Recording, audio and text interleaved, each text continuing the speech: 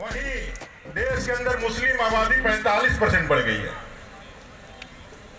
यह खबर एक अलार्म की घंटी है, विशेष करके जब हम संथाल परगना में जब बातें करते हैं और संथाल परगना के इस पूरे डेमोग्राफी की जब हम बातें करते हैं और अपने पूर्वजों की उस लड़ाई को याद करते हैं, चांद भैरो, फूलो जानो, सिद्धू कानो, जिन्होंने अपने संस्कृति, अपने भाषा और अपने जल जंगल की जमीन के लिए अपने प्राणों की आहुति दे दी।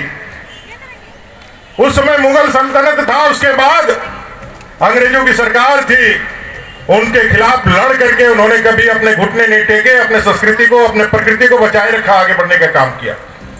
लेकिन आज क्या स्थिति है? आज पूरे संथाल परगना में बांग्लादेशी घुसपैठियां हो, चाहे मुस्लिम आबादी की जिस तरह से बढ़ोतरी हुई है, जिस तरह से यहाँ के संसाधनों को उन्होंने लूटने का काम किया है। जब हम 8% आबादी हिंदुओं के घटने की बातें करते हैं तो उसमें दलित भी है, आदिवासी भी है। ये बात हमको चिंतन करने की जरूरत है।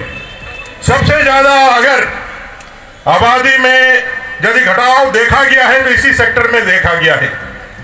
यह 1 नंबर लोकसभा का क्षेत्र है। आदरणीय मोदी जी जब 2014 में प्रधानमंत्री बने तो सबका साथ सबका विकास का नारा लेकर के वो आगे बढ़ने का काम किए। उन्होंने जो विकास की योजनाएं दी वो हिंदू मुसलमान को भेज करके नहीं दिया। हमने घर दिया तो हिंदुओं को भी दिया, आदिवासियों को भी दिया, दलित को भी दिया, तो हम लोगों ने मुसलमान भाइयों के लिए भी दिया। हमने चावल पहुंचाए तो मुसलमान भाइयों के घर में भी पहुंचाए। हमने आयुष्मान का योजना दिया तो मुसलमान भाइयों के लिए भी दिया। लेकिन जब वोट का समय आया तो लोग अपने धर्म को नाम आगे करके वोट करने लगे। तो हमने सबका साथ सबका विकास का नारा देके आगे बढ़ने का काम किया, लेकिन उन्होंने कभी हमारा साथ नहीं दिया। ये भी हमारे लिए एक बहुत बड़ा चुनौती, एक बहुत बड़ा चुनौती है। इसको भी समझना होगा और समझ करके इस 1 नंबर राजमहल सीट में यह दिखलाना होगा कि जो विकास की बातें करते हैं, अगर संथाल परगना में लंबी चौड़ी सड़कें आई, संथाल परगना जो देश के मानचित्र से गायब था, उस संथाल परगना में साहेबगंज तक अगर गोविंदपुर से सड़क आई तो भारतीय जनता पार्टी ने लाई। अगर संथाल परगना में बिजली आई तो भारतीय जनता पार्टी ने लेके आई। अगर संथाल परगना में घरों तक पानी यदि लेकर के आने का काम हुआ, घर तक पाइप से, तो किसने लेके आया? भारतीय जनता पार्टी ने लेके आया। पहाड़ों में रहने वाले पहाड़िया जाति के लिए अगर यदि डाकिया योजना के माध्यम से अन्न पहुंचाने का यदि काम लेकर के कोई आया तो भारतीय जनता पार्टी ने लेकर के आया।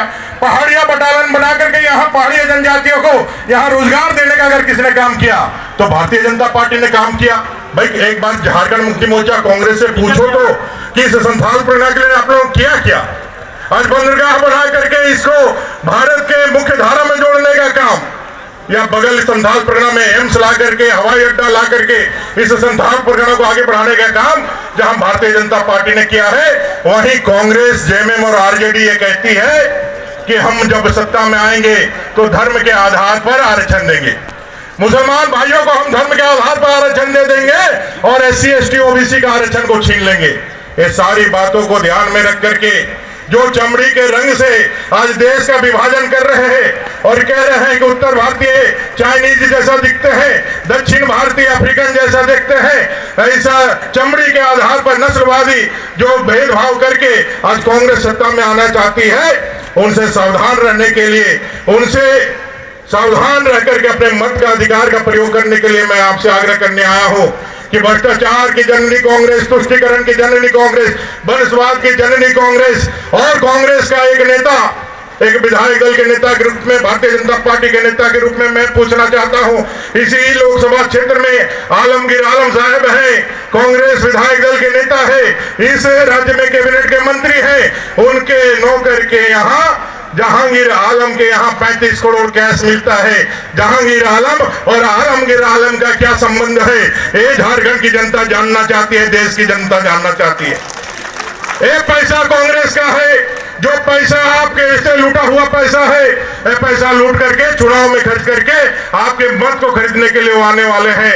ऐसे लोगों से सावधान रहिए और अपने माननीय बाबूलाल मरांडी जी के नेतृत्व में हम 14 कमल यहाँ खिलाएंगे।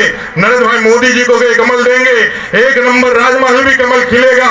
ऐसा हम सबको संकल्प लेना है। 2 बार से हम लोग यहाँ कमल नहीं खिला पाए हैं, लेकिन इस बार माँ गंगा के आशीर्वाद से और सिद्धू कान्हू चांद भैरव फूलो जानों के उसे प्रेरणा से हम यहाँ पर कमल खिलाएंगे, ऐसा विश्वास जताते हुए, ऐसा संकल्प लेते हुए अपने वाणी को विराम देता हूँ। जय हिंद, जय झारखंड, जोहार, भारत माता की। धन्यवाद।